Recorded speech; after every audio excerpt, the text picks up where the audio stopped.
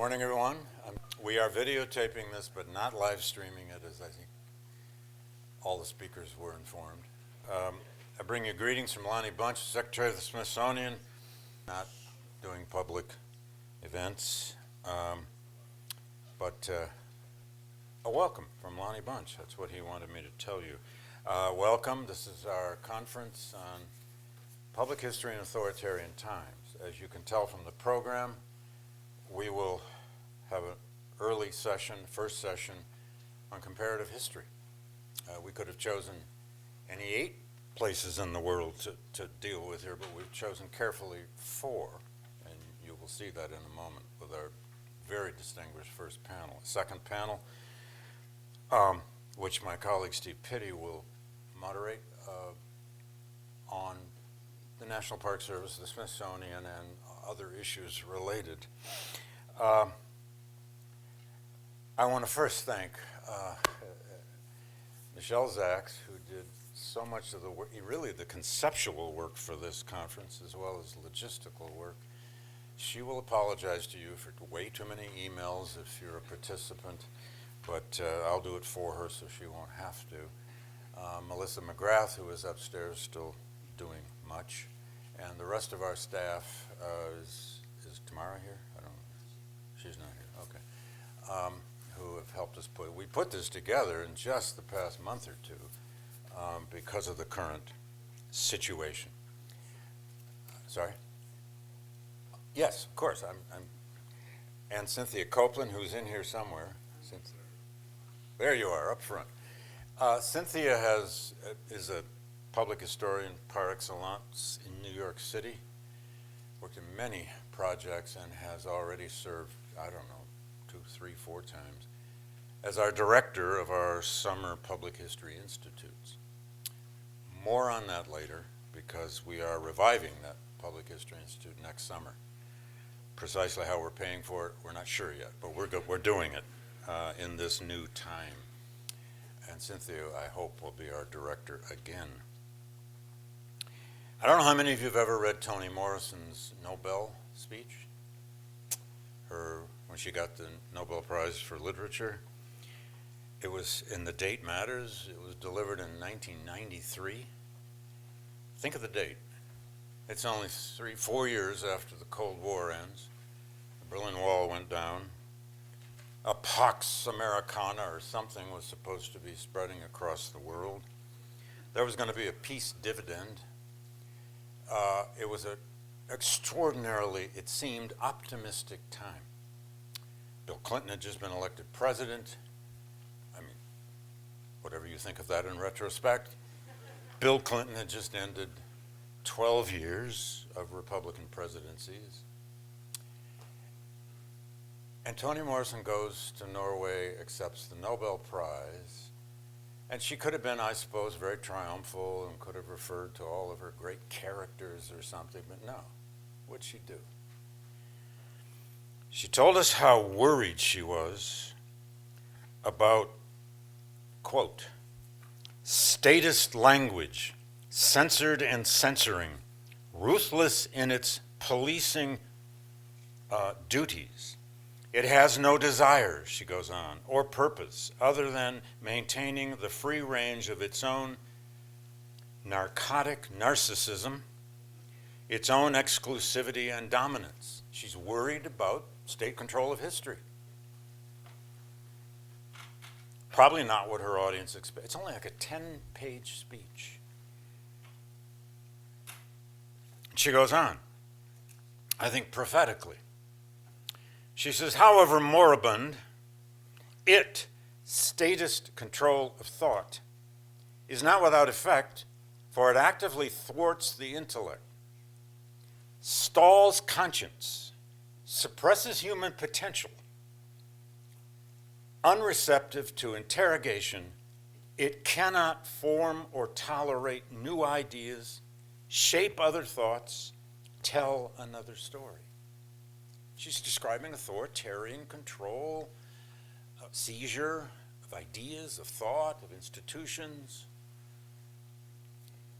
And then she goes on to say, such language exists, quote, to sanction ignorance and preserve privilege. Are we now living in a time of potential sanctioned ignorance and the restoration of some sort of privilege? I'm not offering answers, just questions. And yet she ends with this. She says, yet there it is, authoritarian control, dumb, predatory, sentimental, exciting reverence in schoolchildren, providing shelter for despots, summoning false memories of stability. This was 1993, not 2005 or 1933. All users and makers are accountable, she says, for its demise. All are accountable, whatever we do. If we're the historians, if we're the curators, if we're the librarians, yes, we're being assaulted from outside, but we're all accountable. And she left this warning about when truth in history dies. And then in a phrase that it doesn't feel like Toni Morrison, but she was always such a genius at these just phrases that take you into new paths, new worlds. She said, do not commit tongue suicide. Tongue suicide? Don't cut your own tongue out. Don't accept, she says finally, forced obedience. I find that stunning to read today, or any time, but that's 1993 and all the hopefulness of the end of the Cold War and the breakup of this bipolar world. Now, I only have another minute or two or a few, because we like to keep things on time. But we're in the midst of a new history war, obviously. We've had many history wars before. As Lincoln might say, now we are engaged in a great history war. Hopefully not a civil war.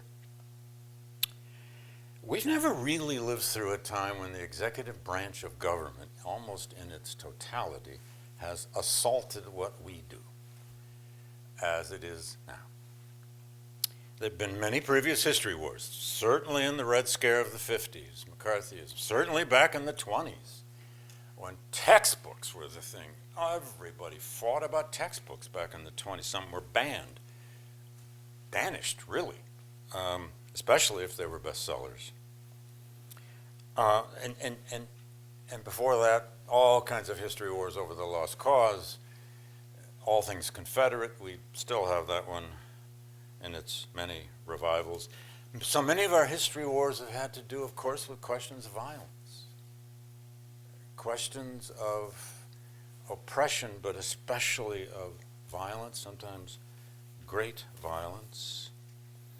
What tends to happen in history wars in the past is, there's always at least two sides. The stakes increasingly rise. The combatants in a history war usually end up employing existential rhetoric. Pretty soon everything seems to be at stake. The nation itself, the American experiment, school curriculums, children's minds. The media gets involved, of course, and the media loves a good history war.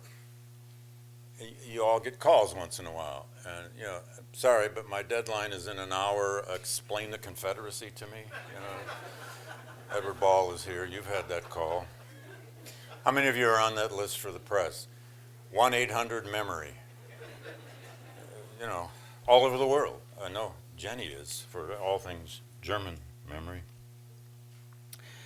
Now, whether it's academics, librarians, curators, we all engage when we have a history war, and we try to do what we do best. We use up-to-date research. We create exhibits that are based on up-to-date research. We do what we do really well. And then political forces sometimes, political power sometimes either just does end runs around us or condemns what we've done in the name of some kind of what? Patriotism, nationalism, pride.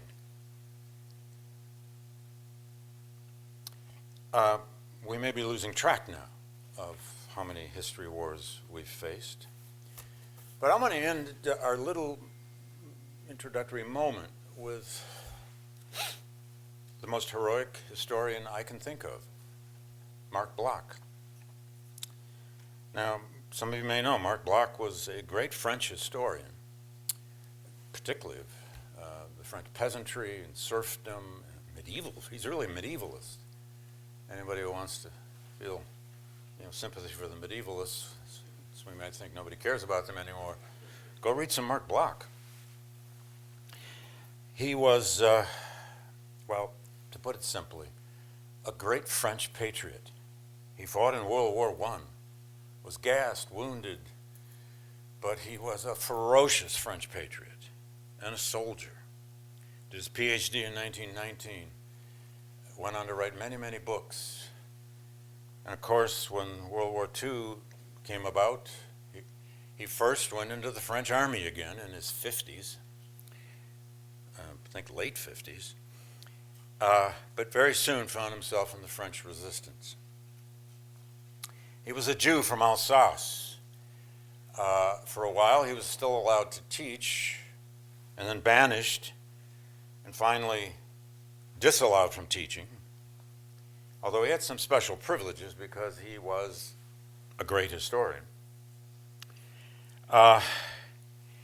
He ends up in the resistance, and while he was in the resistance, he started writing what could be today at least his most famous book, The Historian's Craft. Some of you may know that little book. It is a magical little introduction to what it is historians do, any kind of historian, curator, librarian, scholar, teacher. It's this beautiful meditation on how we think as historians, why we do history, how we order events, what narrative means. And he has this beautiful section on the relationship of past and present. Past and present. How the present is always kind of inside the glove of the past, and the past is always kind of inside the glove of the present. And God, did he understand that and know that by 1940 and 41, and 42 and 43. Eventually, he was on the run.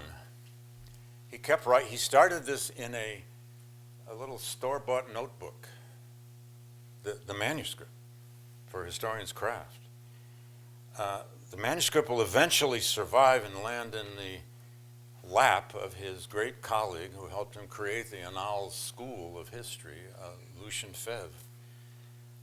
This, about 2/3 of it sort of finished, and Lucien Febvre and probably someone else helped to finish it. Bloch was finally caught, captured, spring 1944. As I said, he was a ferocious patriot, but now to two things: the French nation and history. He was a patriot to the practice of history. And how he could write with such poise, serenity, a book like Historian's Craft, and you have to get it, under the pressure he was under. He was writing in hideouts some of the time. I don't understand how he could do that, but he did. He was captured, arrested by the Gestapo March 8, 1944. He was imprisoned about 3 months. He was tortured, all kinds of torture. His ribs were all broken. He was beaten to hell. But only 2 weeks after the Normandy invasion, the Allied invasion of Normandy, the Germans decided they were going to get rid of these resistance fighters they had in prison. They didn't know what else to do with them as they began to retreat. So he was taken out with 26 other prisoners into a field and shot by a firing squad. Now, when you read historians' craft, you will lose yourself in it because it's such a beautiful rendition of what we do. You will nod at times, yeah, that's how I think. or, well, I'm not sure about that. Yeah, that's narrative. And then every once in a while you have to remind yourself how this was written.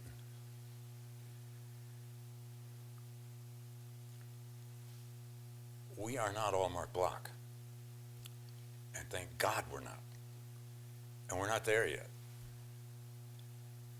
But there have been other Mark Blochs who were patriots to the practice of history. Now that sounds odd sometimes in your academy. We're not supposed to be patriots of anything, I guess. Except deep down we are. We are patriots to values, to ethics, to a sense of mission, to our duties to our students, to our readers, to our craft. Okay.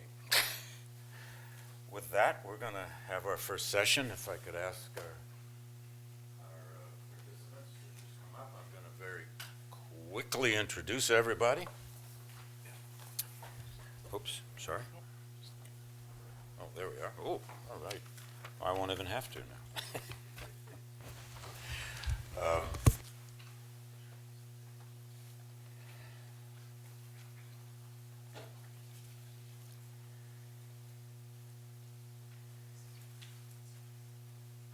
This is a session of comparative history. How have authoritarian regimes left the landscape of the practice of history in Germany, across the world because of the Atlantic slave trade, in the United States because of the Japanese internment in World War II, which is an event much larger than what happened only to Japanese American, but it is both the Japanese American story and an American story. And finally, South Africa, in the wake of apartheid, with apartheid, in the wake of apartheid. Jennifer Allen is my colleague here at Yale. She teaches German history and modern European history. She's, I have to say, widely known in our department as a great teacher. She is a scholar of the theories and practices of memory, particularly in Germany, one of the best places to examine that problem. Her first book is called Sustainable Utopias, The Art and Politics of Hope in Germany. And she's now working on a second book, I think at least in the beginning, entitled Insurance Against Total Destruction, which is about how countries and cultures process total catastrophe. Spends a lot of time in Germany when not here, and we've now burdened her with being, I think, director of graduate studies or something. Every time she comes back from her German leaves, we stick her with some job in the history department. It's not fair. But nothing's fair, I guess.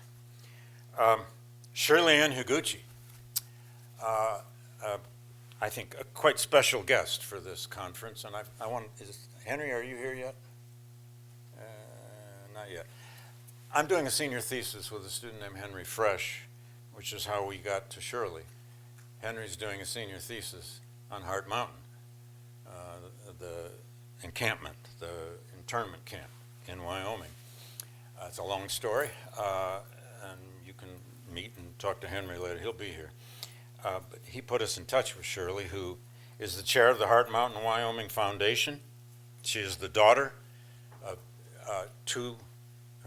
both of her parents were incarcerated at Hart Mountain during World War II. She went into law, became a very distinguished, award-winning lawyer, lives most of the time in Washington, D.C., and the rest of the time in Wyoming, where she runs the site, which is part of the National Park Service, right? No, it's not. That's why Trump has it. Oh, I see. Well, that's why you're here. That's right, of course. That's right. I'm sorry. That's right. You've had ties to the Park Service, but not, okay, good. Okay, sorry about that. If it's true, she'd probably have to walk out now or something. she founded this interpretive center in 2011.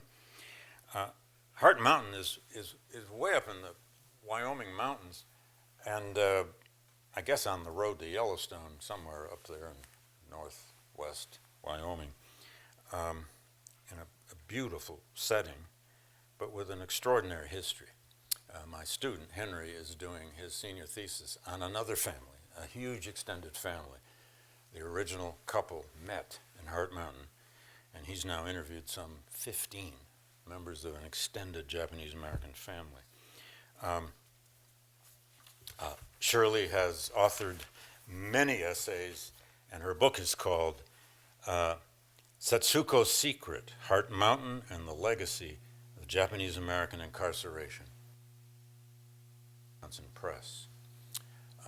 She's also been head of the Bar Association in Washington, D.C. Fascinating career. Now,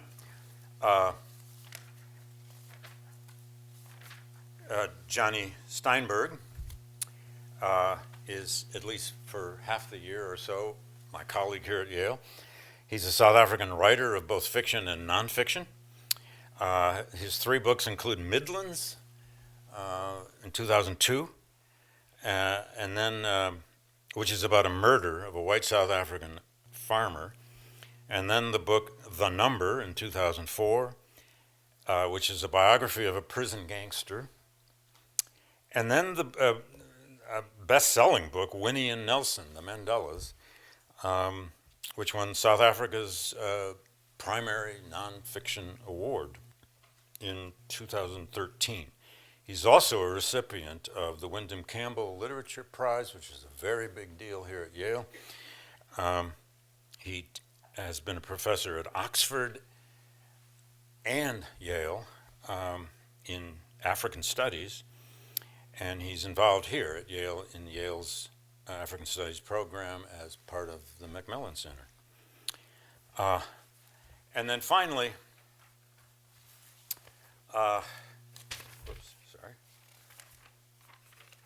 where are you, Stephen?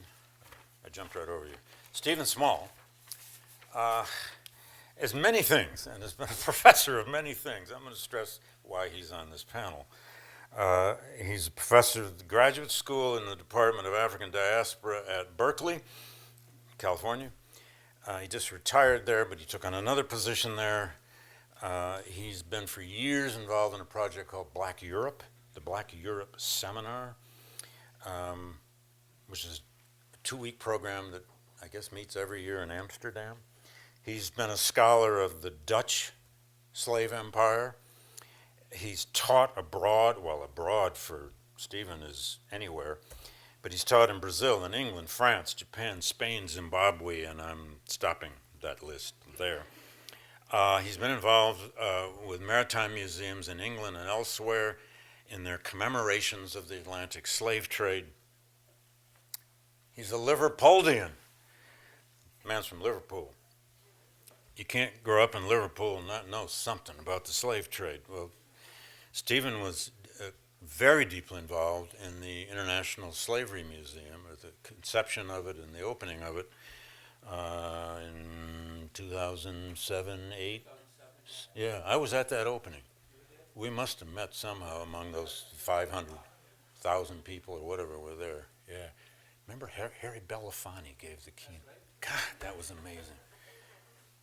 Everybody wanted him to break into song, but he gave a serious speech. Remember that?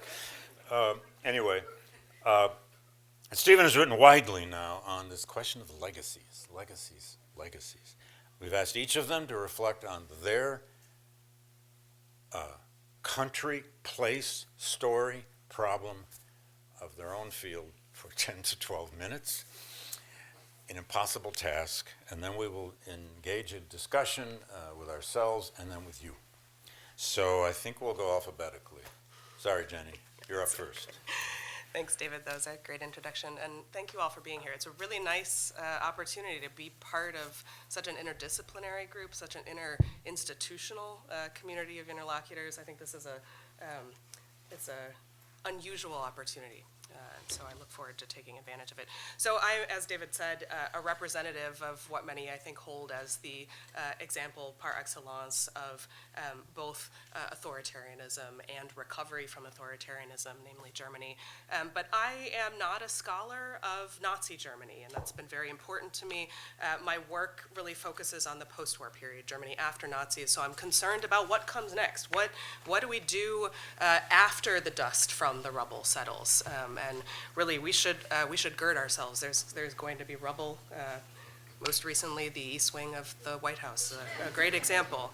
But I think I'm a peculiar addition to my field. I'm a peculiar addition, I think, perhaps to this panel in that, as David said, my prior work is not, there's a lot of wailing and gnashing of teeth in German history and historiography. My work deals with utopianism. I work on hope.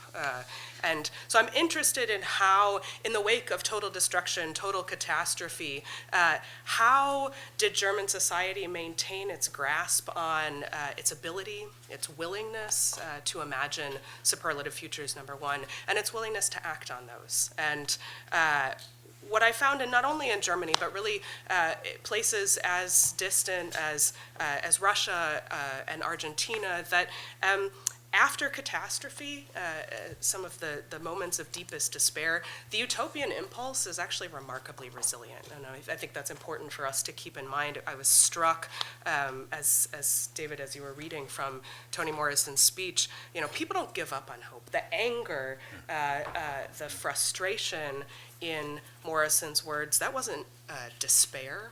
That was a willingness to fight. That was resilience. That was resistance. And that's part of what I work on in the post-war period in Germany. So what this means to me as a historian of the aftermath of 20th century authoritarianism is, one, that we have actually a pretty decent set of heuristics for how, oops, sorry, not loud enough. Okay, I'll sit closer.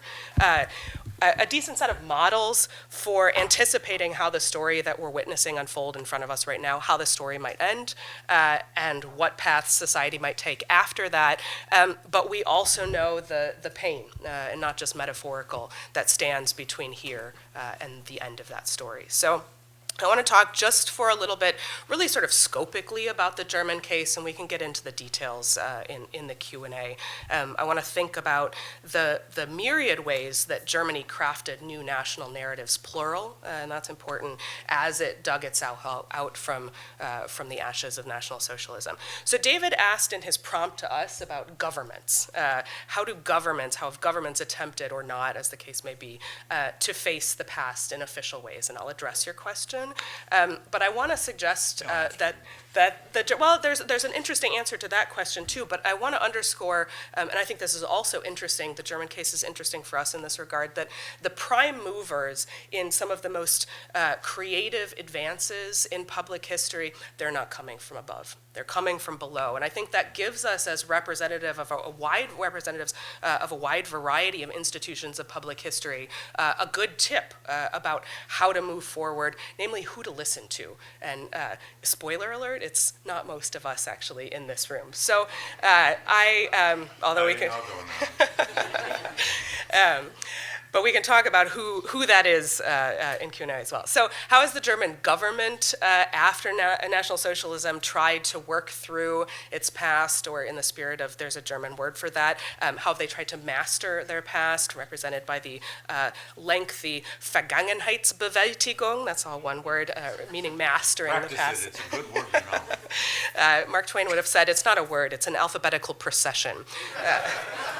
So here, I want to lean on my colleague in sociology, Jeffrey Olick, a historical sociologist at the University of Virginia, who's written some fantastic work on the post-war period. And he's argued that there are really three main phases in Germany's efforts to work through its past. He calls them legitimation profiles for the way that they serve the state in legitimating its power, its political leadership. And he has these, I think it's also important for us to think about these largely, and perhaps unsurprisingly, but largely correspond to generational shifts. So as we're thinking about what comes next for us, we need to be thinking about various groups, how they've been socialized into this experience and how that's going to shape the solutions that they propose. So just as two important points of background here that I think make the German case fascinating as it is somewhat difficult to import to the US context. One, obviously Germany's resounding defeat. Unconditional surrender. Its criminals were tried before an international court, not before German judges. And this constellation created a pretty ironclad pronouncement on, a moral pronouncement on National Socialism. The aftermath of most authoritarian regimes don't give us that kind of certainty. They're much fuzzier. And second, the nascent Cold War pushed Germany on both sides of the Iron Curtain, but I'll be talking mostly about West Germany today, pushed West Germany into the arms, into the good graces of its erstwhile staunch enemies, and that's another kind of peculiar feature of this story. So Ohlich, though, I think has smartly written about these three phases, and it starts with, in the immediate aftermath of the war, Germany shifts to presenting itself as, very consciously, as a reliable partner, a reliable nation, and in doing so, trying to reassert its, the legitimacy of its position in the international geopolitical arena, presents National Socialism as an aberration. This was something to bracket off. Nazism was the work of a small group of criminals tried very visibly at Nuremberg, and that visibility was also really important. The optics of memory are significant here in the kind of early evolution of public history in Germany. And Germany was a mere victim of this small group of criminals. And public history against this backdrop, actually really for the first two phases of this story, remains really thin. So what we see in this early phase is rather subtle. Engagement with the past mostly takes the form of a kind of erasure. We see a leveling of a historical topography, removing names, removing symbols, demolishing buildings that hadn't already been reduced to rubble. And then that was paired with a kind of carefully choreographed set of official presentations, a kind of offering up of ways to engage the past, carefully narrated. Here, for example, is when we get Germany's first reparations to Israel, again, carefully presented to its, both its people and the international community. Unsurprisingly, so this period stretches really from the end of the war until the late 60s. Of course, with the late 60s, we have a major generational shift, a group of activists, but also politicians who are very frustrated with the political leadership of their parents, and that manifests, of course, in German government representations of the past. So we shift away from a narrative that presents Germany's reliability to one that presents it as a moral figure in the international community. So here we move away from a narrative of rupture to one of continuity, and this is classic of the 68ers who see fascism everywhere, and that was very much true of their understanding of German politics. So Nazism wasn't something we could bracket, rather it was persistent and had lingering features in German democracy up through the 60s. The way that manifested in history was really less, in fact, public representations of history. This was the great age of theory. So stepping back, of course, and trying to make sense of the legacies of National Socialism produced famously critical theory. And here we see a kind of rule book, a guidebook for shaping later activism and later public history. That runs sort of up through the late 70s, and then we see another generational shift. And this is really the moment in Germany where we get both substantive and also really interesting engagements with public history. Germany at this point jettisons both of these narratives and instead wants to present itself as a normal nation. All major players in international politics go through periods of illiberalism. And in this regard, Germany was a particularly brutal one, but not abnormal. in that sense. And so Germany here is attempting to position itself not as a kind of permanent pariah, political pariah. It's allowing its citizens to embrace a new pride in Germany, in Germanness, pushing for an end to this kind of self-flagellation, especially of the 60s, of the New Left.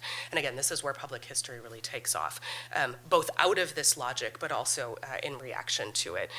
Some of the engagement with the past is led by the government. The Kohl administration, which ran from the early 80s, 1982 until 1998, had some domestically oriented projects. The German National Holocaust Memorial, the Monument to the Murdered Jews of Europe, incidentally designed by a Yale-affiliated architect, Peter Eisenman, emerged during this period. Also had a series of internationally oriented projects. So the Kohl administration played a heavy hand. How successfully is a different question, but a heavy hand in shaping the conversations around the content of the U.S. Holocaust Memorial Museum, for example, the creation of a set of German centers for German and European studies at places like Harvard and Berkeley to guide the representations of German history, also a product of the Kohl administration. But just to wrap up, I want to suggest that, again, some of the most innovative, critical, introspective engagement with the past that's coming in this period from below. And we can talk, there are plenty of fascinating examples, but one that I love to turn to and I'd like to represent here is a project called the Stumbling Stones Project, the Stolpersteine. I'm seeing some nod. Those of you who haven't, I don't have a PowerPoint presentation. This didn't seem the right forum for it, but I encourage anybody who has a phone or a computer, just take a minute if you're not familiar with this project and Google Stumbling Stones, if you know German, Stolpersteine in German.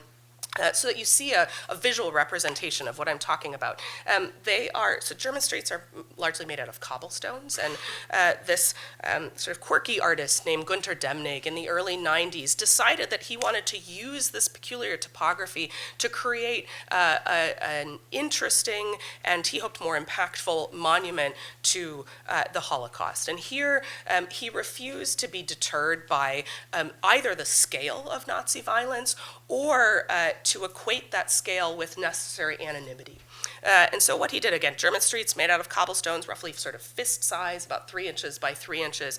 He took out one of these cobblestones, covered it with brass, and used that brass to identify a single individual victim of Nazi persecution. Engraved them with the name, date of birth, date of death, place of death, and reason for their imprisonment of that individual victim, and placed those stones back in the sidewalk in front of their last freely chosen residence. So these are sort of mini monuments that attempt to reweave individual identities. The National Holocaust Memorial is massive, is depersonalizing. It's really fighting against that style of narrative, reweaving identities lost back into the fabric of everyday life in Germany. It's a powerful project because these shiny stones, you can't escape them. They're not in the center of town. They're on your way to the grocery store. They're on your way to drop your kids off at school. They're on your way to the post office. And they're shiny, so they're set off from the otherwise boring brown-gray sidewalks in Germany. They're embedded in the ground, and so inadvertently you bow down to read them, a kind of act of reverence. And this project is fascinating in that it's entirely grassroots. It is initiated, funded, researched, installed, and maintained by really an army of ordinary people. And as of last year, the count constantly changes, over almost 120,000 of these stones in, I think, 31 countries in Europe, making this what I would argue is the largest memorial in the world. Just as to wrap up, an analogy to suggest how significant this would be, imagine mini monuments to the victims of ICE raids. So rather than thinking about commemoration of this historical, what will eventually be a historical phenomenon, somewhere centralized, think about it when you walk into Home Depot Again, when you drop off your kids at school, when you are walking into the courthouse to file papers, and the way that that changes your engagement with the past, it makes it something present, makes it something constant, makes it something you can't avoid, and by sort of extension, it forces you to engage with it in more sustainable, to use the title of my book, more sustainable ways. I've been getting signs from Michelle to wrap up, so I will stop, but I look forward to talking about this in Q&A with you.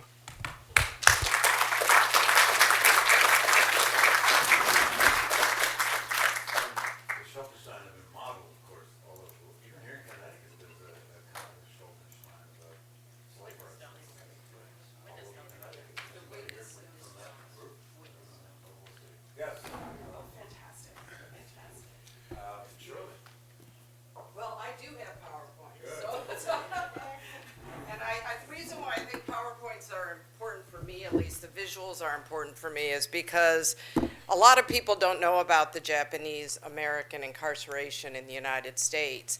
The operative word in this is American. These were American citizens. Like today, if this thing would happen again, I'd be the first taken away because I'm 100% Japanese American of Japanese descent.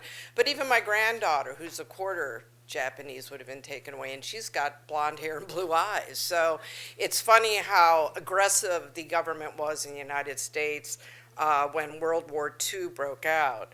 But if you think about it, the issue, people ask me, how did this happen in the United States? And we think about black slavery in the United States, African slavery. People are aware of it. People know it. We talk about the apartheid. If you're a citizen in South Africa, you're aware of what happened, and so on and so forth. I think it's more common. But what happened to the Japanese Americans is that they were taught not to talk about it, which made it much more difficult to get the information out. I didn't have the information in high school, middle school, University of Michigan undergrad, no course at all back then, as well as law school in Georgetown. I had to do my own research. So a little bit about my family in order to understand sort of the history. The Saitos, who were pretty much assimilated in San Francisco, came from a merchant community. And if you look at the way the Saitos are dressed, they're very proper hair, etc. And the Higuchis, very different in San Jose, California, were farmers. And the farmers got it bad in the United States. And back then, my grandfather and grandmother couldn't own the land in San Jose because there were alien land laws that prevented their ownership. So interesting, Takuru and James, well, it's actually Kyoshi and James actually owned the land. They weren't old enough to drive, but they were old enough to own the 14.25 acres in Silicon Valley. And that's my dad, Bill, before the war. That's not a real gun. And what I learned about after my mother died in 2005, when I began researching my book, Setsuko's Secret, because my parents never talked about this, my grandfather was actually really caring and benevolent person. He allowed Mexican families to actually stay on their farm for free because he had no place to live.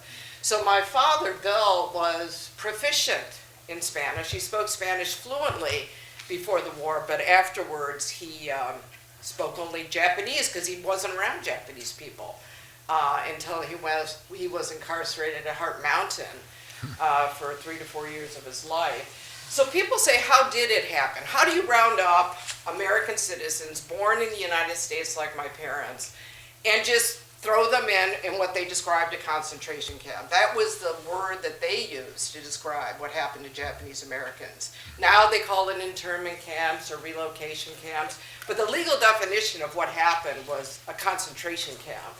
Well, if you look at the sign, Japs Keep Moving, that was before the war. People in California who were white hated Japanese Americans. Why? Well, they're very successful farmers like my father's family. And there was a lot of economic issues that fueled discrimination against Japanese Americans. And then we have the executive orders that we see today, which gives the president the authority to dismantle due process and human rights by issuing these executive orders. So what they claimed was that the Japanese Americans were dangerous, round them up, 120,000 of them, ship them inland, put them into camps, and that's how my parents' children ended up at Hart Mountain. What was really sad about my family, and I kind of unraveled this, on my mother's deathbed in 2005, she was dying of pancreatic cancer.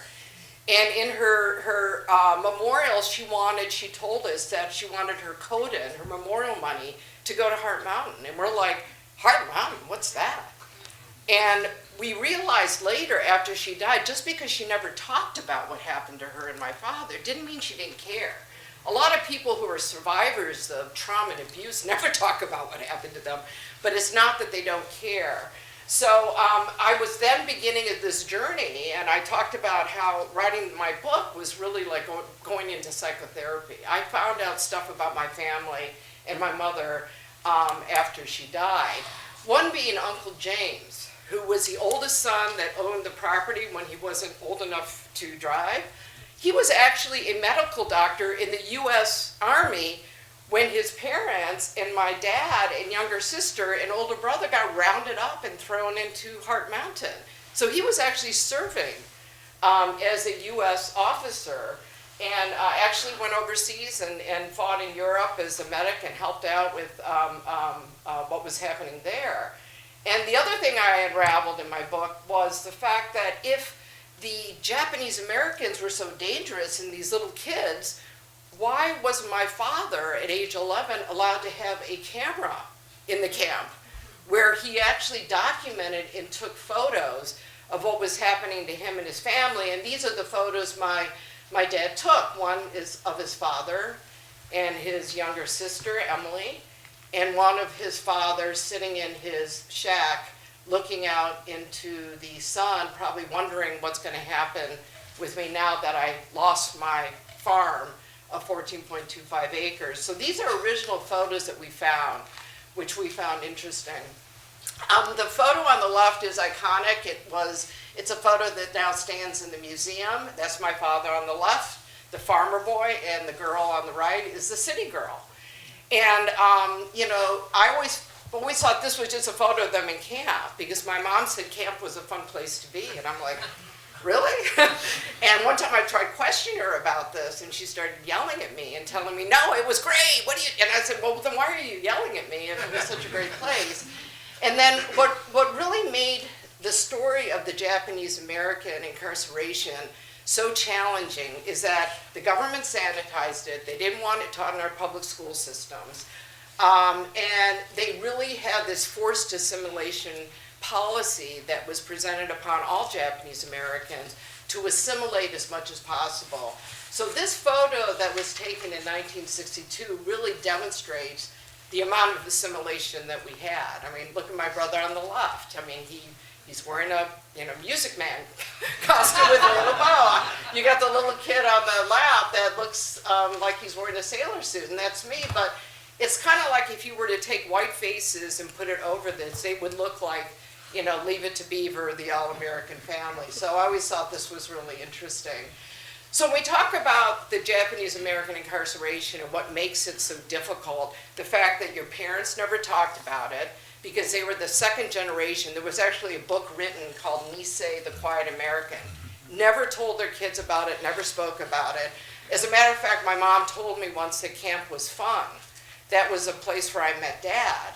And then, so my dad, who was a very successful pharmaceutics professor, he was at University of Michigan and then in Utah, he just worked all the time.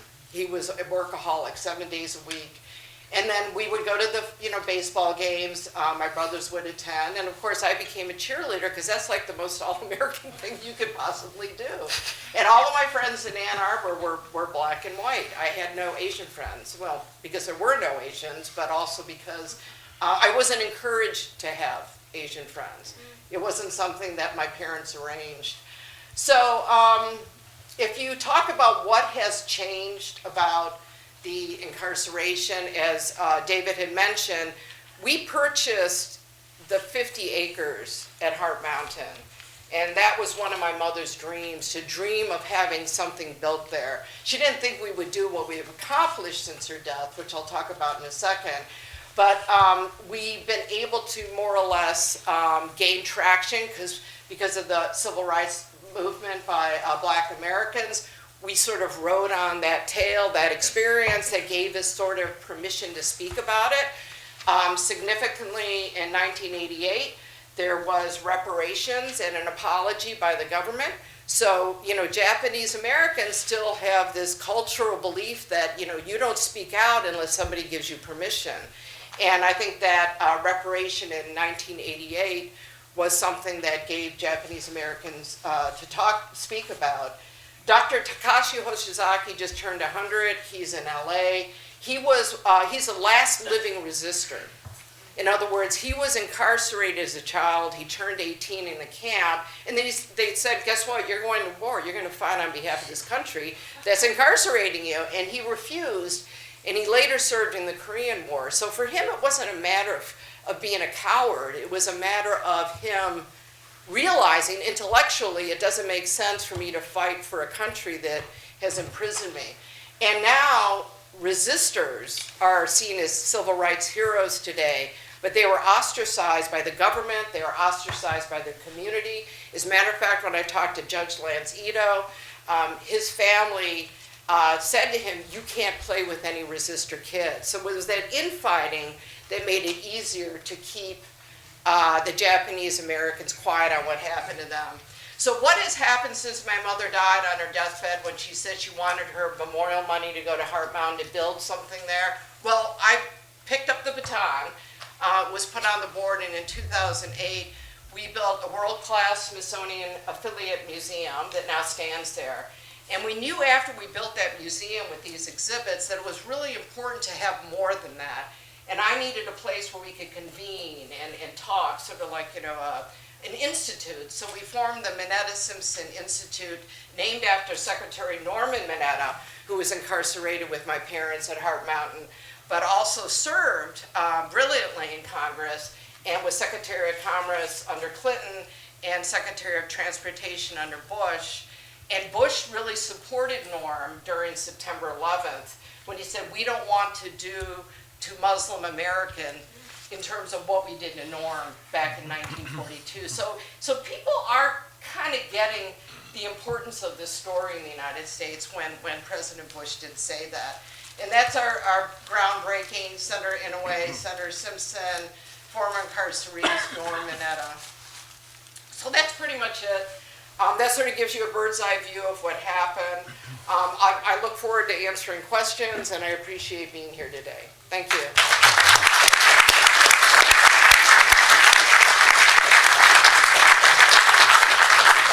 And we can provide those links and websites and so forth to anybody who didn't, jot it down, which is probably everybody. Thank you, Shirley. Stephen, you're up. Okay, thank you very much. Well, good morning to everyone. I appreciate the opportunity to join colleagues and participants here, and I thank you for your attendance. To understand commemorations of slavery and imperialism in Western Europe currently, it's necessary to understand how the state and public institutions in these nations represented slavery for the last 150 years. Today, I'll share some examples from the United Kingdom and the Netherlands, and in the discussion, I'm ready to speak to examples in other Western nations. Needless to say, these nations are not currently authoritarian in the same way as the US is at the present time. I'll make 6 short points.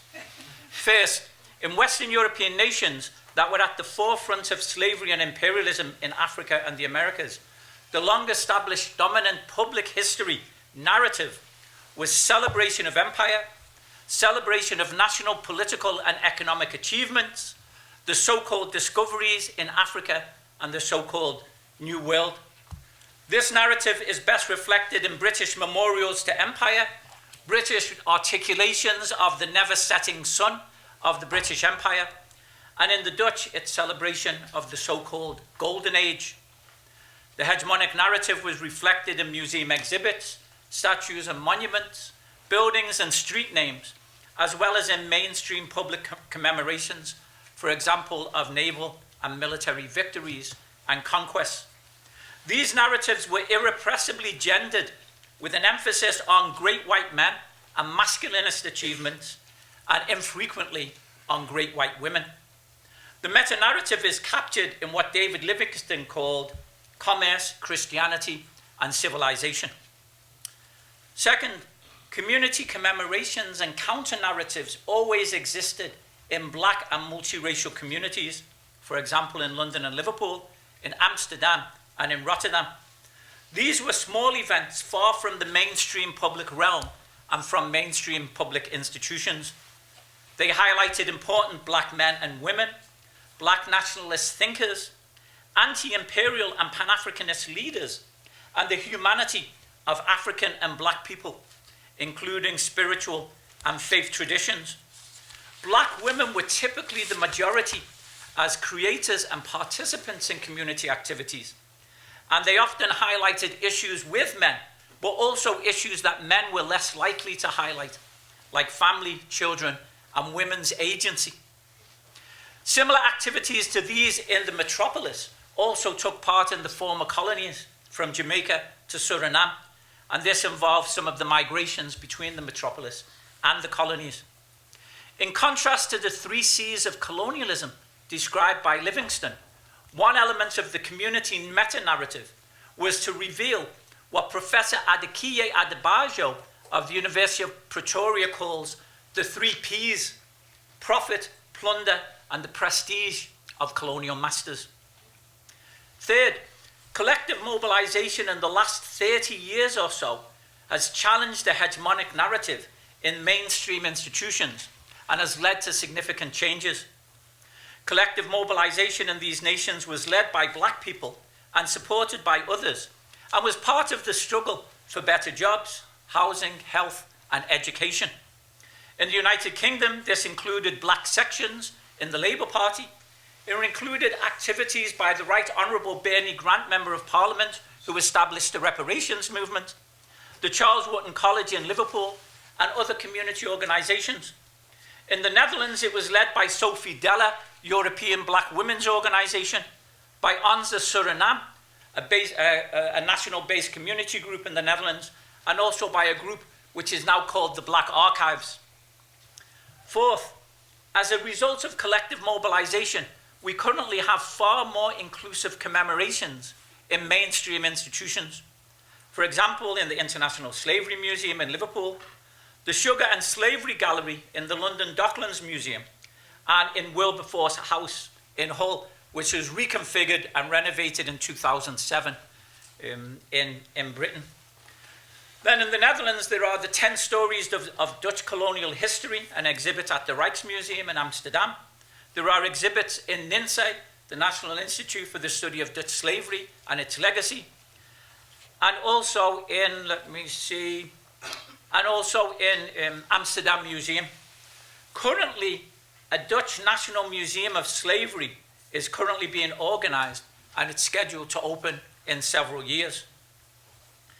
Many of these exhibits in mainstream institutions question the long-standing hegemonic Western European narrative, and they're far more engaged with the harsh realities of slavery and imperialism. Brutality in general, and particularly the brutal treatment of black women, is far more likely to be addressed in these exhibits, as is black women's agency in shaping their own lives.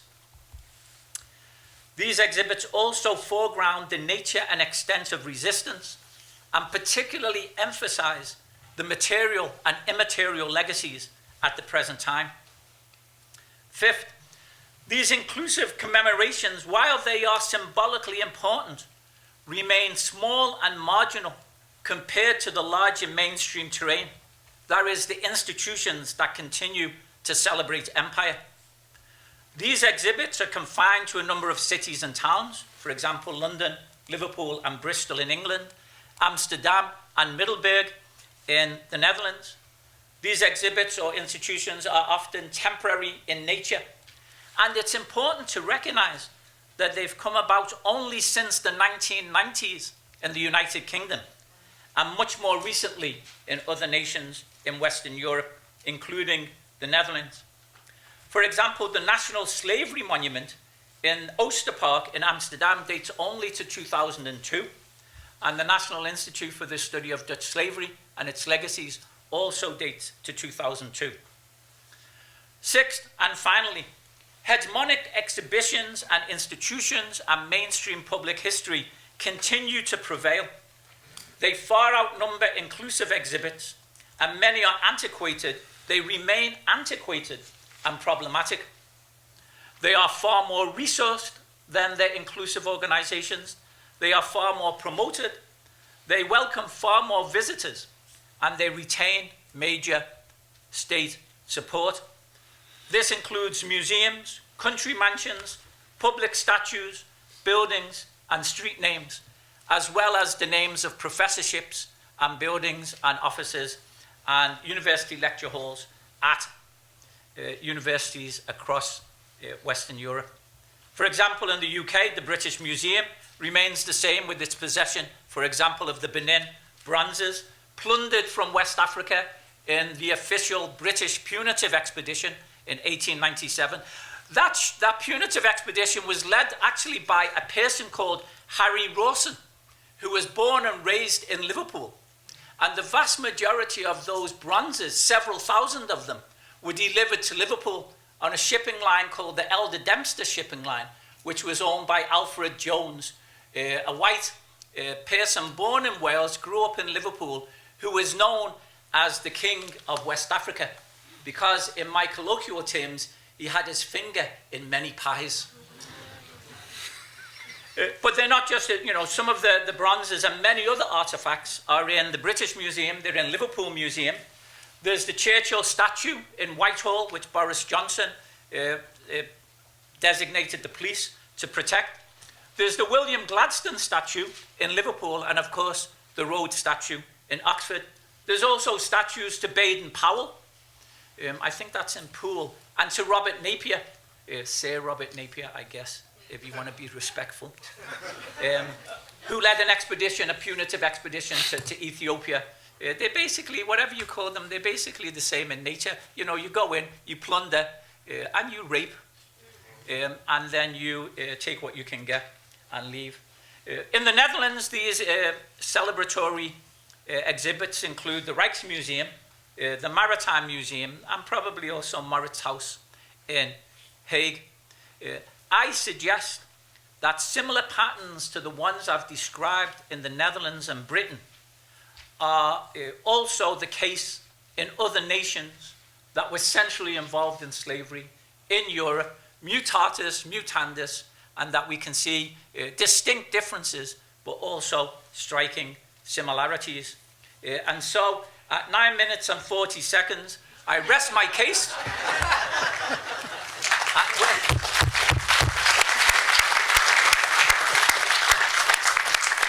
And I welcome your comments and challenges. Well laid on, Counselor. Thank you. Okay. Johnny, you're up. Thanks, David. Hello, everybody. It's very good to be here. When I sat down yesterday morning to prepare this presentation, I first took in the sheer scope of the question and the time limits, and thought the best way to approach things would be to focus on just one public history project that dates from the beginning of the democratic era in South Africa and what's happened to its reception over the arc of the last 3 decades and why. And the project I'm talking about is post-apartheid South Africa's most dramatic and spectacular efforts to produce public knowledge about the past. It's not embodied in a physical object. It doesn't reside in a definite geographical space. It consists of the visual, audio, and textual records of the hearings and reports of the Truth and Reconciliation Commission, which sat in the late 1990s. Now, these records are all digitized, they're all freely available, but scandalously, they're not in one place, they're scattered. And so they live in the ways that they've been used over the years by innumerable people. Their presence is ambient and fragmented and always changing, which itself is quite fascinating. I mean, of course, the TRC was not just an extraordinary once-in-a-century production of public history. It was many different things fused together. It began as a product of a high-level secret compromise thrashed out behind closed doors. During the negotiations to end apartheid, the security forces let it be known that they would not give their consent to a democratic order unless they were given amnesty for what they had done under the previous regime. The liberation movements pushed back against that, and eventually the compromise that emerged was this. Those who sought amnesty would have to apply to it, for it before a committee whose hearings would be televised live before the nation. And if after the applicant had been thoroughly cross-examined and after witnesses had testified, the committee was satisfied that the applicant had disclosed the truth of his or her crimes, amnesty would be granted. If not, the applicant would be exposed to the possibility of future prosecution. What a pragmatic and creative, and above all, what an excruciatingly awkward fusion of functions. The public face of a secret compromise, a quasi-judicial procedure to substitute for the rule of law, and the public exposure of the deeds of a brutal regime's security forces, all packed together. And if that isn't delicate enough, the TRC was then loaded with further ideas and functions.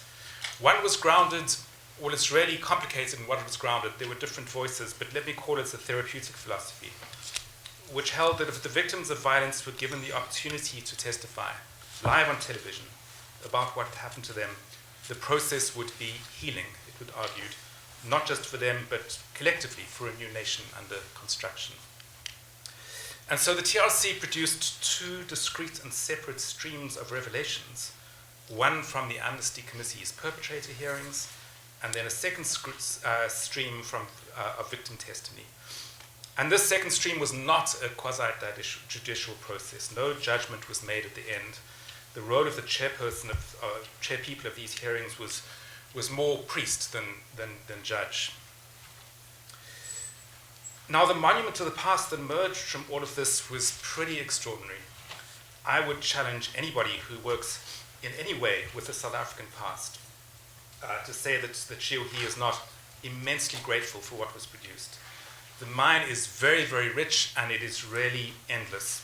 Scholars, artists, filmmakers, the descendants of those who lived through apartheid, all of these people are going to be working with this material for countless generations to come.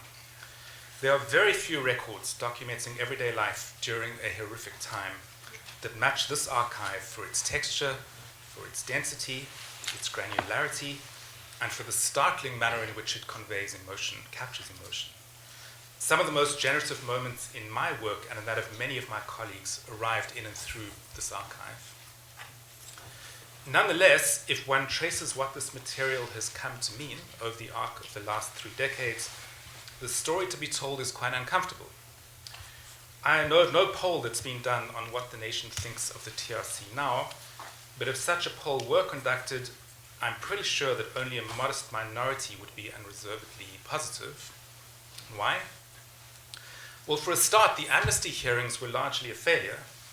A handful of mid to high-level security force operatives chose to apply for amnesty. The vast majority did not. They took their chances with the risk of prosecution, and their calculations turned out to be right. There was one big trial of a man called Wouter Basson, and he was acquitted, and that was all. And so the TRC didn't tell us much about what happened in the upper echelons of the apartheid security forces or in the seats of executive power under apartheid. Rather, the amnesty hearings served their original purpose to suspend the rule of law in exchange for the consent of the old security forces to give birth to a democratic order. Now, the hearings have left a bad taste for another reason. The overwhelming majority of the 20,000 people who died in political violence during the last decade of apartheid were black and poor. But the majority of those who killed with their own hands were also black and poor. That was the nature of the violence. The security forces detained and tortured tens of thousands of people, and on the streets they killed people. But much of the violence was local and internecine, often fueled, to be sure, by covert state support. But the horror of the violence was that it took the form of a civil war fought in the neighborhoods of black urban South Africa. And with all the confusion and messiness that comes with systemic disorder, who was on which side and why became pretty opaque and complicated. And so those dual streams of the TRC, the amnesty hearings on the one hand and the victim hearings on the other, have come to be seen by some, not everybody, but by some, in a pretty unfavorable light. The amnesty hearings provided the occasion for white people who exercised power to stay silent, keep their secrets to themselves, and thus literally get away with murder. While that second stream, the victim testimony hearings, the ostensible purpose of which was to heal, that has come to be seen, as I say, by some, as the public exposure of black people's pain, of black people's violence and shame and indignity, as the raw material used to construct a new order. Black people's violence and pain and indignity as a front stage theater, as it were, to make possible a bad deal brokered backstage. And so for its most radical critics, who are growing in number, the TRC is seen as an apartheid construction smoothing the way for a neo-apartheid order. That isn't my view. I mean, perhaps because I am older than most of the TRC's most radical critics and lived through those times, I fear the future that would have awaited had those backroom compromises not been made.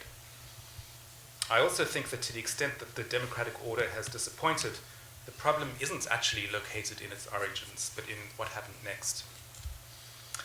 Nonetheless, what can be said of the TRC testimony and its preservation, a truly towering monument to public history, is that the older it gets, the more the context of its construction begins to show, a context increasingly seen in a dim light. And this is a salutary reminder that no practice of public history can ever be made outside of history. Its creation is constrained by, marked by, and often tainted with its times. Where is public history in South Africa right now? A massive question, so let me nibble at it. I mean, very few of the most energetic public history is being practiced in state institutions. The ANC has been in power for 31 years, and even its most faithful personnel are a little tired of the way it talks about the past.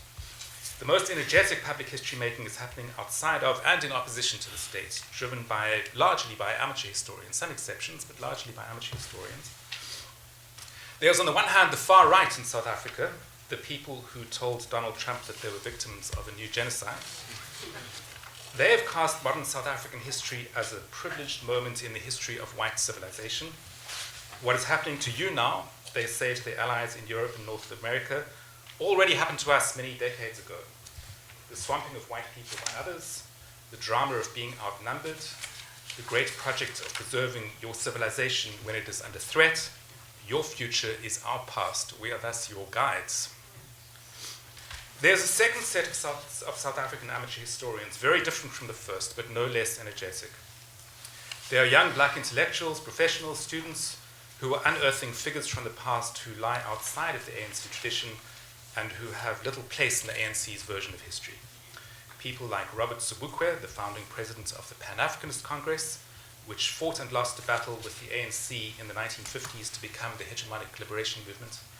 Figures like Steve Biko, the black consciousness movement leader who was murdered by the apartheid regime and who, like Sobukwe, lies outside of the ANC tradition. So this public history is, of course, unashamedly about the present and what to do in the present.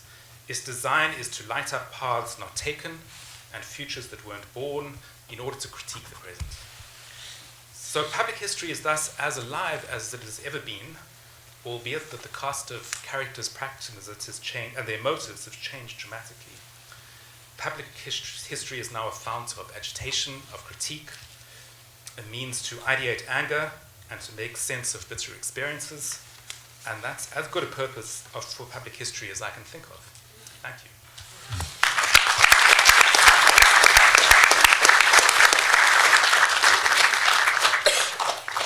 We have till 11:45, right? Yeah, great. Wow, thank you. Whew. All these places in the world and all these histories are now in conversation. I'm going to ask a question that's impossible really to answer, but go for it, all four of you. In each of these stories, with profound consequences, countries, the world, cultures, have tried to find that balance between some kind of healing, and some kind of justice. How has that happened or not happened in your particular context? Healing? I mean, the purpose of the TRC was to heal. Some of the best movements and actions in the commemoration of the slavery and the slave trade have been for the purpose of reconciliation, healing. God knows, surely, Japanese Americans have lived for generations with a kind of nearly impossible challenge of reconciling all of this. And God knows, Jenny, Germany, modern Germany, post-war Germany has been all about how it can, as you showed us, 3 stages of redefining itself in relation to an impossible past. Healing and justice. You want to go first, Johnny? Wow. Whoa, you can have a drink. You can have a drink. Sir. We'll go in a reverse order this time. I didn't want Jenny to go first. Speak to the South African case. Justice was suspended in order for democracy to happen, and I think that was unavoidable. Yeah. Yeah, that's... The question really is, how was the suspension of justice packaged? Yes. And it was packaged in too dishonest and glossy a way, but more important than that, it was hitched to the idea of healing, of victim testimony. It really should have been conceptually, discursively isolated and spoken of for what it was, as a suspension of justice, rather than in a convoluted sense of we'll get to justice another way. We didn't. Right. So I think that You traded justice for some degree of healing, right? well, we traded justice for a future. For a future, okay. You know, if we'd insisted on justice, there would have been a civil war. Yeah. And who knows where we'd be now. So I think it was correct to suspend justice. I don't think it was correct to be dishonest about why. You know, we could go back to the early 90s and why it was so hard to be honest, and why the liberation movement found it incredibly hard to carve out a language of honesty about what happened and why. These were the days of Nelson Mandela. They were celebratory. So much of the transition worked because it was an unadulterated celebration. This would have dampened it. But I think the question... And the world was celebrating with you, Yes. wherever Mandela went. Yeah. I mean, as for healing, I hope this isn't too boring and staid an answer, but I mean, a lot hinges on what didn't happen to the South African economy. It's not done well over 30 years.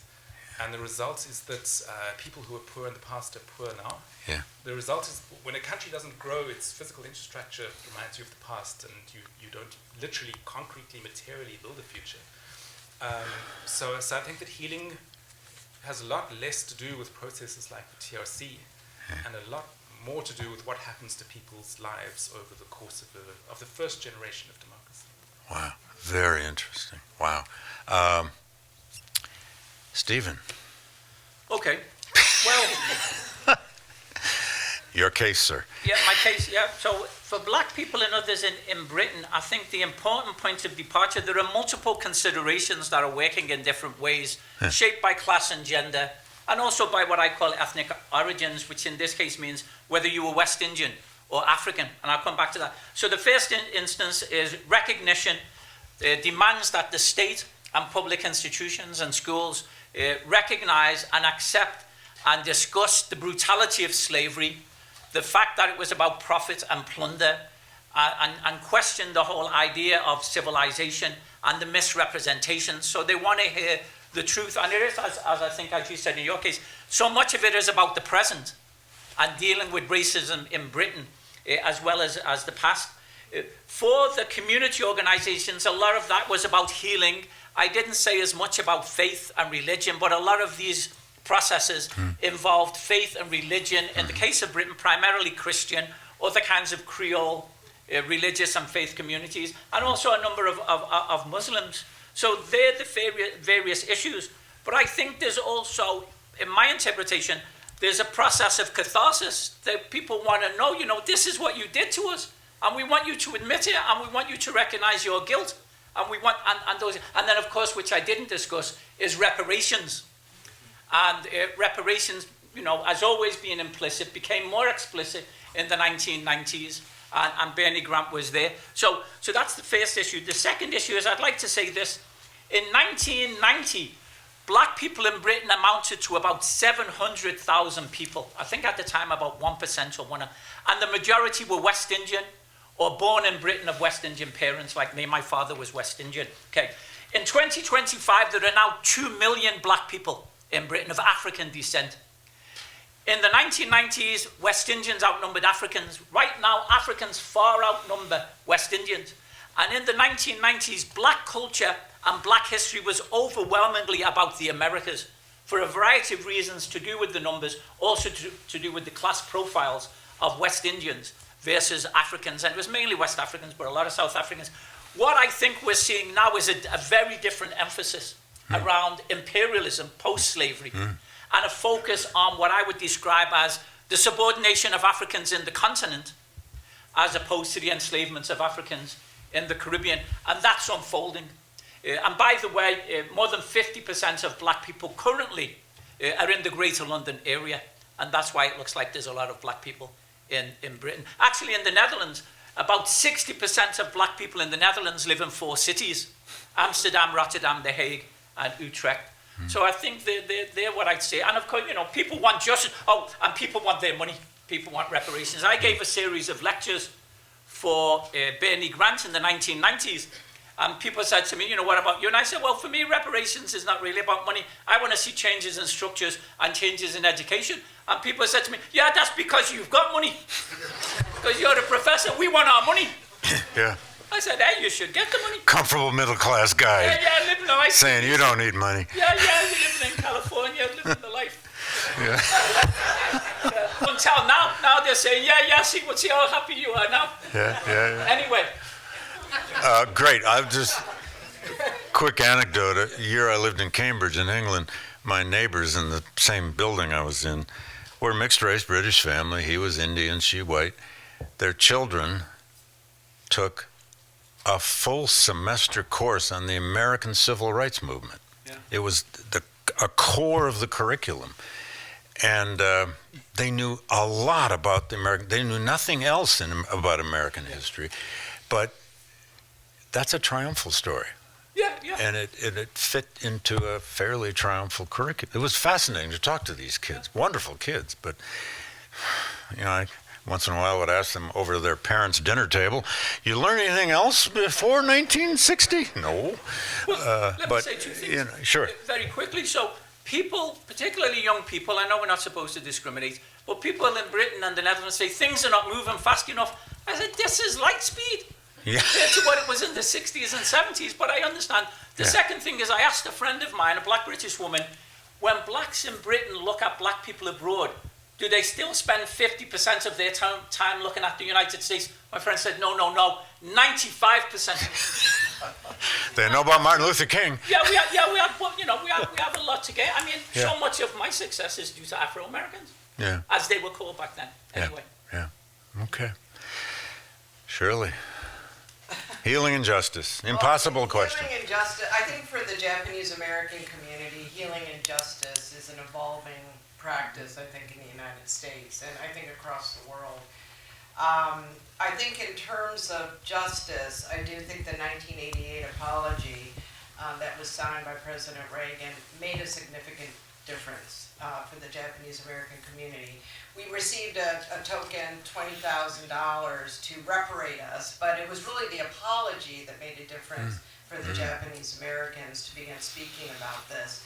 But it's been pretty slow going, and so I think that in terms of the healing process, I really want to say that the National Park Service grants that we did receive, even though we're privately owned, we just recently received a JACE grant, a Japanese American Confinement Education Grant, that will allow us to partner with 4 other confinement sites, incarceration sites in the Rocky Mountain West for us to come together and to support each other, because a lot of the Japanese American communities have in some ways been at war with each other. They've been very insular, they don't share, they've been very quiet. And I think that is a multi-generational trauma that my community is facing, is that we feel very unsupported historically in this country about telling the story.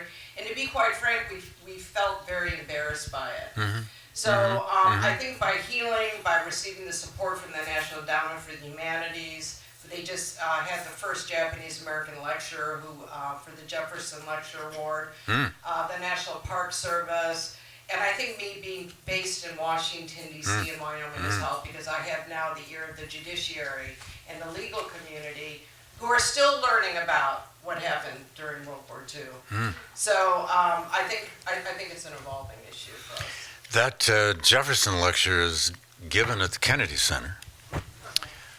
I wonder if that's going to continue. Just wondering. Okay, thank you. Yeah, the internal struggle. I mean, the assumption is somehow all Japanese Americans may have the same perception of this. Of course they don't.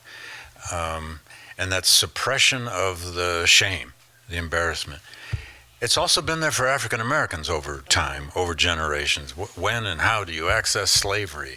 When does that become available? When does that become easier? When does the larger culture make that easier? And so on. So anyway, last but not least, Jenny, healing and justice in Germany. Sorry, I didn't mean to laugh with that. But no, I laughed too. I mean, question, healing for whom? Justice for whom? Exactly. And I think, with so many different intervening generations, it is an impossible question to answer for the German case. I mean, just a couple of points. First, one is that, Shirley described this as an evolving project, and I think that's very true of the German case as well.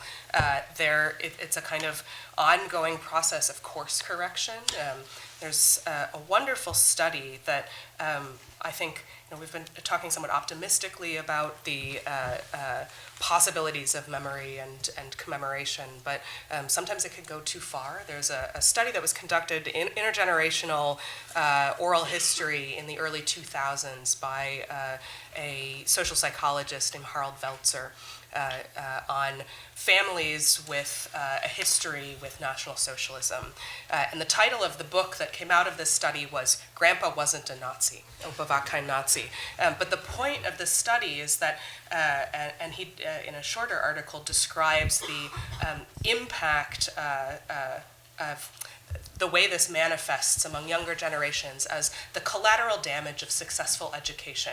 And basically what he observed is that the moral judgment of the Holocaust was so thoroughly internalized that Grandpa went from being someone who perhaps didn't report his neighbors as being Jewish, to Grandpa being an active resistor, to Grandpa being not a Nazi at all.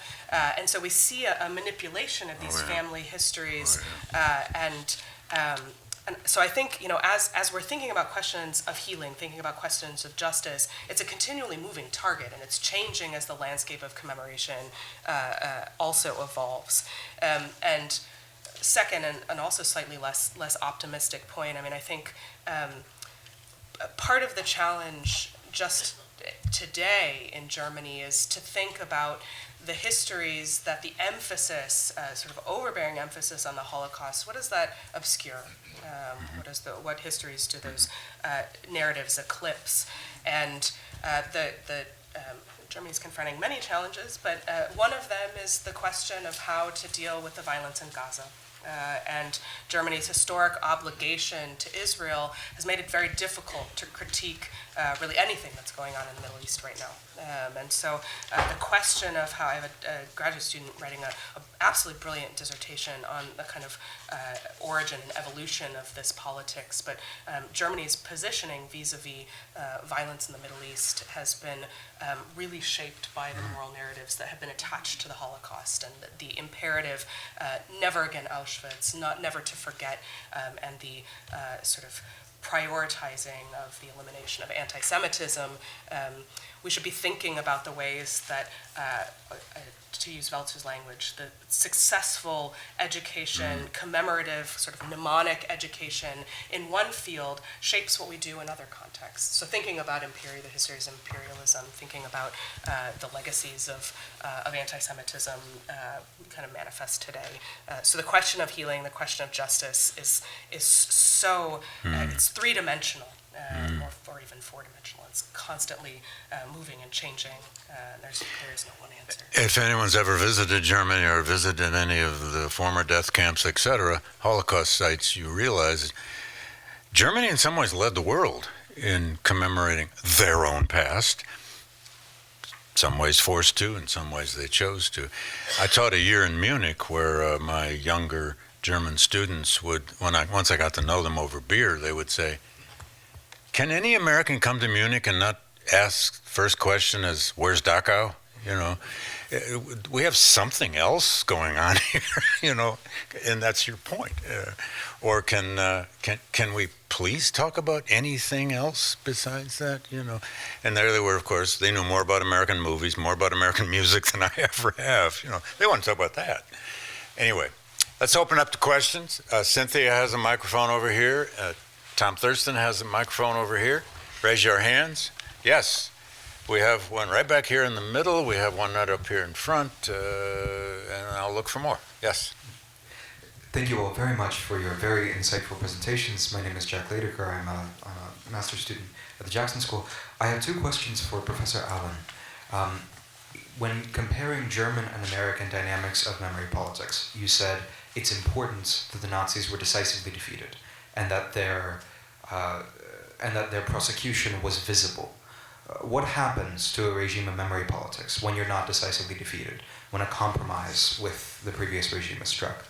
And the second question, I'm very curious about Austria, about the shift from Hitler's first victim into whatever we have today. So I would really appreciate if you could speak a little about shifting memory politics in Austria. Thank you. Another small question. Go for Do it. you want to collect questions? We only have like 15 minutes. Well, we could. All right, let's take one more. Right next to you? Well, the mic's there, and then I'm coming up here. Okay. Let's take three, and then we'll go for it. Thank you all so much. My name is Naz. I'm a PhD student in history here. I study Russian Empire and Soviet Union. And often when I study my own region and the history of the region, it's easy to fall into dichotomies of victim and a perpetrator, collaborator or resistor. So in writing history for the public, or in the cases of public history that you study, how can those complexities be talked about without falling too deep into one of those labels or dichotomies? Essentially, like how do you balance that very delicate question of history, like trying to explain the reasons versus oversimplifying it too much? And this is a question for all of you. Thank you. Thank you. How about right up here, sir? Yes, sir. So my question is just more practical on this. I'm going to say a lot of you mentioned kind of democracy versus, I guess, something else, right? And part of me goes, right, how do we leverage the understanding of history to actually offer something different, right? Because democracies haven't led to what we want either. And I've heard a couple comments around referring to democracy, and obviously the title of this, but I'm just wondering kind of how we use history in the present day kind of knowledge that you all hold to think about something else, right, that actually leads all of us, all oppressed people, which is all people, right, to something different. Okay, Jenny, you want to take up that first question? Maybe Johnny, you want to take up the victim, et cetera, and then, well, I'll tackle democracy. Why not? It's a simple question. Go ahead. Yeah, I was jotting down notes and haven't had a time to think. I'm gonna pass on the Austria. The problem of being on a panel. Mostly because Austria is the sort of sad stepchild in German historiography. Doesn't get nearly enough attention, and I haven't done enough work on Austria to be able to offer you a good argument there. But we can talk afterwards. But the question of, you asked what happens without defeat, what happens in the face of compromise, and I would just say, it allows for you to be slippery. It allows allows sort of an escape hatch. The kind of unequivocal defeat of Germany, and also the sort of nature of the Cold War, the power politics that emerged after the Second World War. It was impossible for Germany, not, at least in these initial phases, not to confront this history in very pointed ways. And David said, they've sort of led the way. Some of it was imposed. But what I was suggesting in the latter part of my talk is that some of the most interesting and creative work is actually coming out of activists, artists, intellectuals who were not part of those earlier generations who were forced to commemorate. And I think when you're given, this was also sort of my point about collateral damage of successful education, I think when you have the freedom, it's dangerous. It leaves you room for avoidance. But I think that's also, it's that flexibility that gives you the opportunity to be most creative. Forced, we've been talking a lot about silence, and it's sort of forced silence, but forced speech, forced commemoration is just as unproductive. Do you want to turn to other people? I have Sure, thoughts on other questions. fine. I don't know, Johnny, you want to take off on the victim and Collaborator, resistor. Yeah. Question, yeah. Sure. So, I mean, interesting enough, to my mind, some of the best history of apartheid written in the last 10 years is precisely about problematizing that bifurcation between resistor and collaborator. One is a book by Dan Magaziner, who teaches here at Yale, Yeah. called The Art of Life.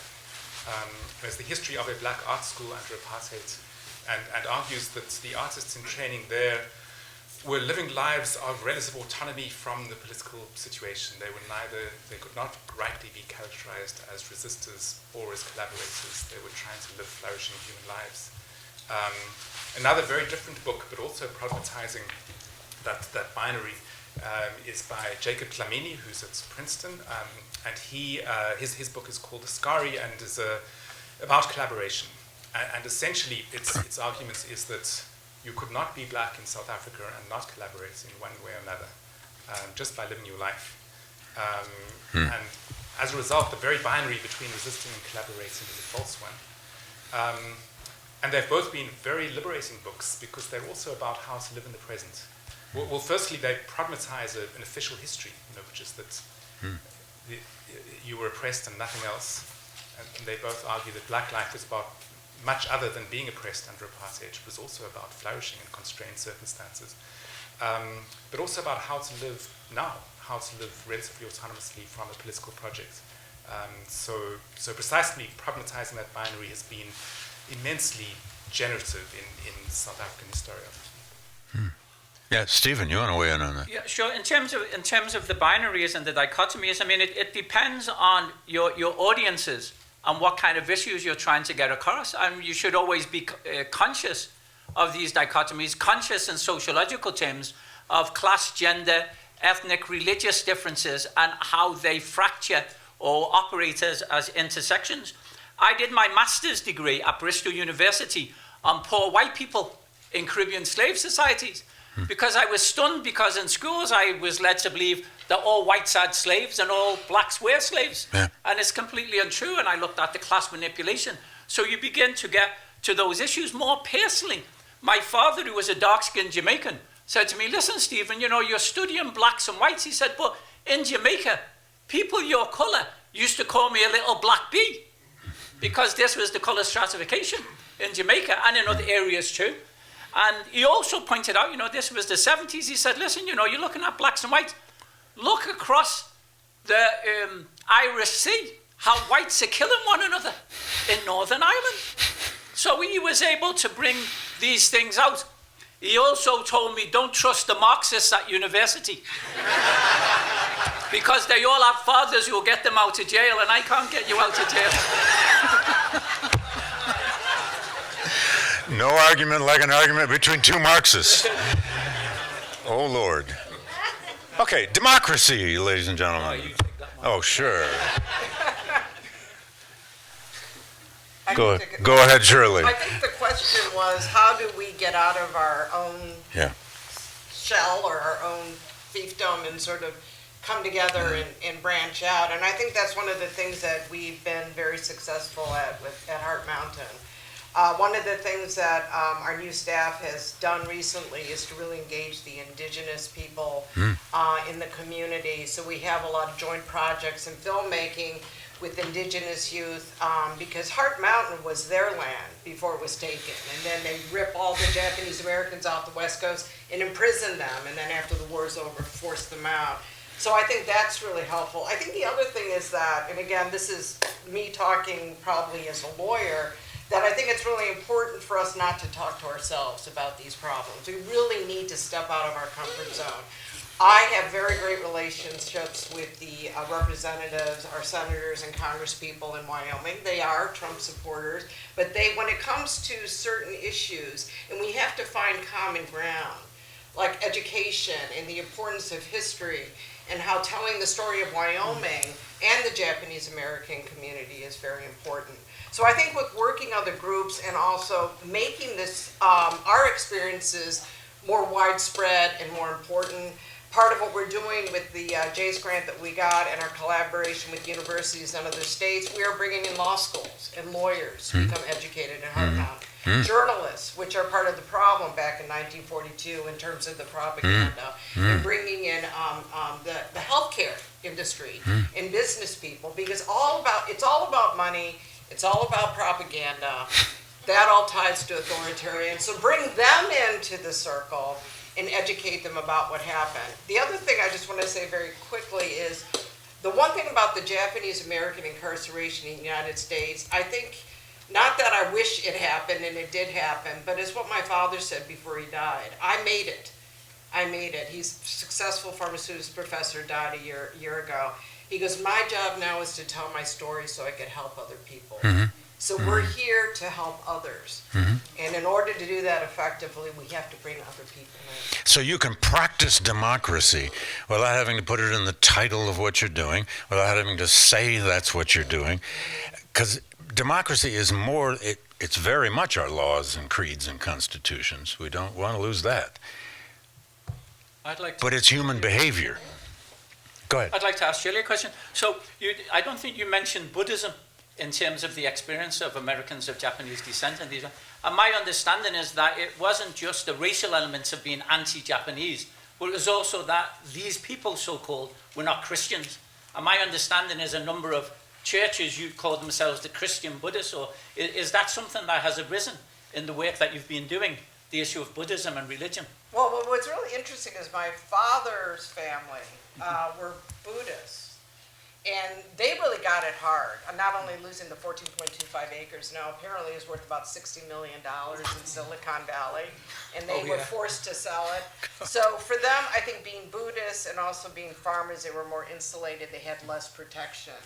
The Christian Japanese Americans, or like the Saitos, seemed to land on their feet a lot quicker because they were already kind of more enmeshed in the general community.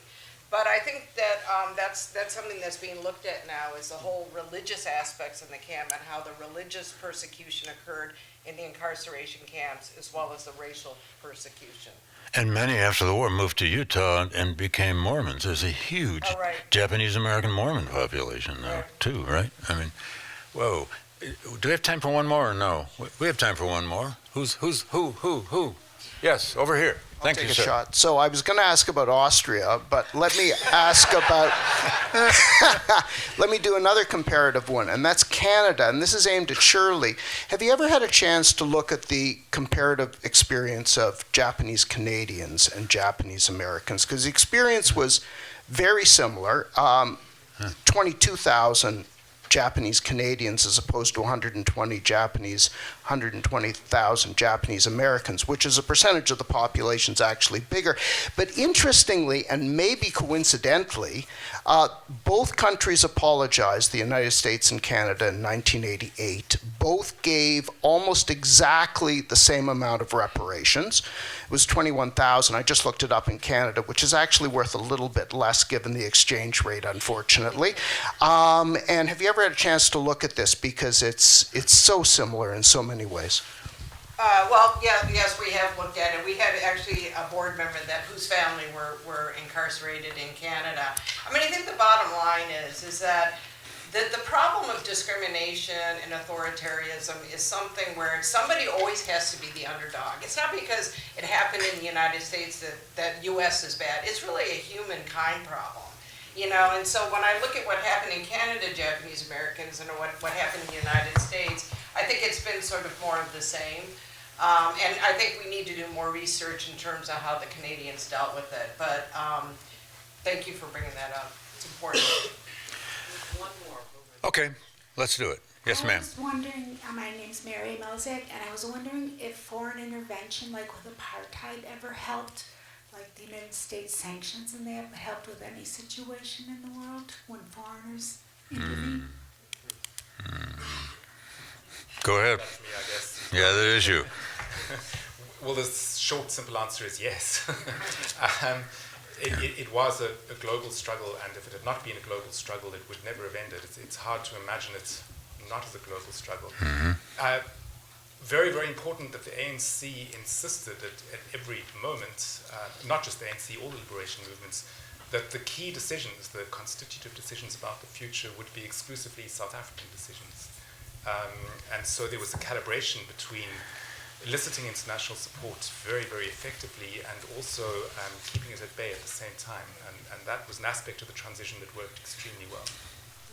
You know, this is why we do comparative history. And we'll end on this, unless my colleagues have another comment. Because, let's face it here, the world really cared about what was going to happen to post-war Germany because of the Soviet Union, etc.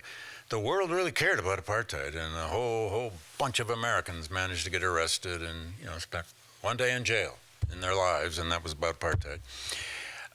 The world didn't care as much about Japanese internment until it began to at least learn about it. The world really, I mean, transatlantic slave trade, slavery around the world is utterly, by definition, an international problem. But, last point, the Confederacy was also completely destroyed, but because of what Jenny rightly called the power politics of memory in the decades to follow made it such that the Confederacy revived in memory, revived in political life, revived in the nation's national narrative to such an extent that the real meaning of that vast American Civil War was, you know, if not destroyed, altered greatly, shall we say. So no one from outside, nowhere in the world did anybody come and say, you know, you Americans are really screwing up the memory of your biggest event.